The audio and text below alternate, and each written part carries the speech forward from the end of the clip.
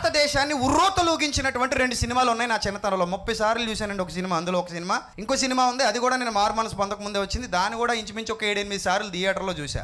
లోకం ఒప్పుకుంది కాబట్టి super duper block buster hit అయ్యింది. ఇప్పుడు అదే లోకం అదే విషయాన్ని బైబిల్లో నుంచి కాపీ కొట్టారని నేను చూపిస్తాను ఇప్పుడు మీకు. ఆ సీన్స్ మొత్తం, ఆ ఎసెన్స్ మొత్తం బైబిల్లో నుంచి కాపీ కొట్టారు.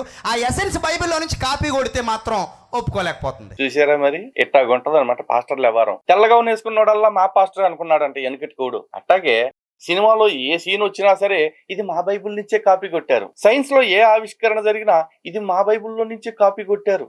ప్రపంచంలో ఏ సంఘటన జరిగినా ఇదిగో ఇది మా బైబిల్ నుంచి చెప్పి కట్టలు కట్టారు అని చెప్పేసి చెప్పడం ఇలా బాగా అలవాటైపోయింది. ఇప్పుడు కూడా అది చెప్దామని చెప్పేసి ఇక్కడ ఈ టాపిక్ మొదలెట్టాడు. ఈయన ఏమంటున్నాడు, ఓ 30 సార్లు చూస్తానన్నాడు. ఒకసారి ఆ టైటిల్ చూడండి, భాష ఇంద్ర సినిమాలు బైబిల్ నుంచి కాపీ కొట్టారట. ఎందుకంటే అది భాష అంటే ఏందో అని మీరు కంగారు పడమాకండి, అది భాషా సినిమా గురించి మాట్లాడుతున్నారు.